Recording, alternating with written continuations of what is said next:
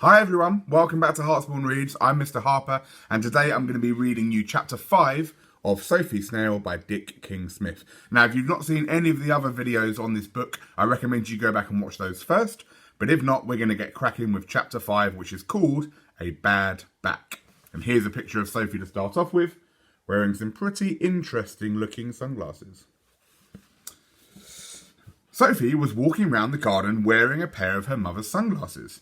They were very dark glasses with a white frame. They made Sophie look like a panda. They made pink flowers look red, and yellow flowers look golden, and cabbages look blue.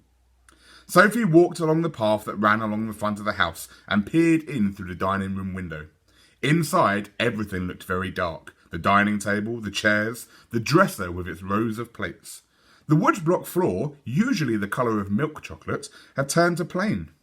But whatever in the world was that long, shadowy thing lying on the floor? "Yikes!" shouted Sophie. "It's a dead body!" And she galloped off down the path and through the back door and into the kitchen.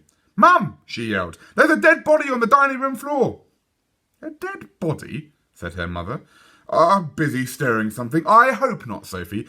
But you're right, there is a body on the dining room floor." "Whose?" said Sophie, in a strangled voice. Her mother turned from the cooker. "Goodness me," she said. "You look like a panda. Take those things off. No wonder you couldn't recognise your own father." In the dining room, Sophie's father lay flat on the hard woodblock floor, his arms by his sides and staring gloomily at the ceiling. Sophie peeped round the door. "Daddy," she said. "Yes." "Are you all right?" "No." "What's the matter?" "My back hurts." "I'm not surprised," said Sophie, lying on that hard old floor. "If you wanted to have a rest, why didn't you go to bed?" Sophie's father sighed. "It's not because I'm lying on the floor that my back hurts," he said. "It's because my back hurts that I'm lying on the floor." "Oh," said Sophie. She walked across the room and stood, feet apart, hands on hips, staring down at her father's upturned face with a worried frown on her own. "What have you done to your back?" she said. "I don't know," said her father in a grumpy voice. "All I did was bend down to pick up a newspaper and something went click." "And it hurt?" "It certainly did." "Does it now?" "It's okay as long as I keep still and flat like this. It's the best thing to do, they say, but it's pretty boring." Sophie lay down beside her father, her arms by her sides, and stared thoughtfully at the ceiling. "Would you like to play a game?" she said. "Not if there's any moving about in it." "No," said Sophie, "we can play I Spy. You'd only need to move your eyes. That won't hurt your back. Playing I Spy will take your mind off it." And here's a picture of Sophie's dad on the floor, and Sophie suggesting to play some games. "Oh, right," said her father. "You start." "I spy," said Sophie, "with my little eye, something beginning with S." Sophie's father swiveled his eyes around the room. There was a row of saucers on the dresser. "Saucer," he said. "No." He looked at the hanging light. "Shade," he said. "No." On the wall there were pictures. "Seaside," he said. "You mustn't cheat, Daddy," said Sophie severely. "You can't see the seaside. It's miles and miles away." "Yes, I can. In that picture." "Oh, no, it's not that." "I give up." "You can't," said Sophie. "You can't just give up, but I'll give you a hint if you like." "Go on then." "Look above your head." Sophie's father stared upwards. "All I can see is the ceiling," he said. "I knew you'd get it," said Sophie, "if you kept trying." "Actually, Sophie," said her father, "ceiling begins with a C." "How silly of it," said Sophie. "Well, then it doesn't count, and it's my turn again." Half an hour later, Sophie's mother came in. "Oh, I see you're being looked after," she said. "Perhaps you'll be a nurse when you grow up, Sophie." "You know I'm going to be a lady farmer." "Go on, Daddy, it's your turn." "What are you playing?" said her mother. "We're playing I Spy," said Sophie. "I'm winning." "I think you've won," said her father hollowly. "We've spied every single thing in the room. Why don't you run out in the garden now?"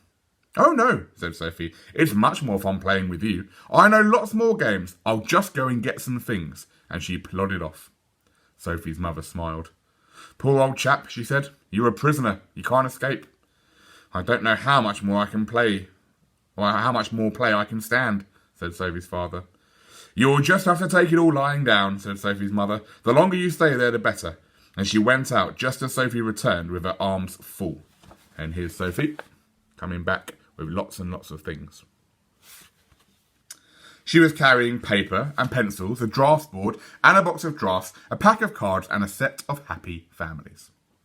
There, said Sophie, dumping them all beside her father. That'll do for a start. I can't play all these games, said her father desperately. Not when I'm lying flat. You can hold things in your hands, can't you? Said Sophie. I suppose so. Right, here's a pencil and paper then. We'll begin with noughts and crosses. At the end of a long, long morning, Sophie's mother came in again. Sophie was sitting cross-legged beside her father. On her face was a look of triumph. Please can I have Miss Bunn, the baker's daughter, she said, and Master Bones, the butcher's son. She pointed at the one remaining card. You, she said, must have Dr. Dose the doctor. Wearily, her father handed over Dr. Dose. His face wore a great look of suffering. Is it your back? Sophie's mother said. Is it worse? Sophie's father moved his head from side to side on the floor. No, he said. I haven't had time to think about it. We've had loads of games, Sophie said, and I've won nearly all of them. Go and wash your hands for lunch, Sophie, her mother said. And when Sophie had gone out, how are you going to manage? Can you eat down there? The doctor should be here soon. Hadn't you better stay here till he comes? I am not staying 1 minute longer, said Sophie's father. Very carefully he levered himself to his feet.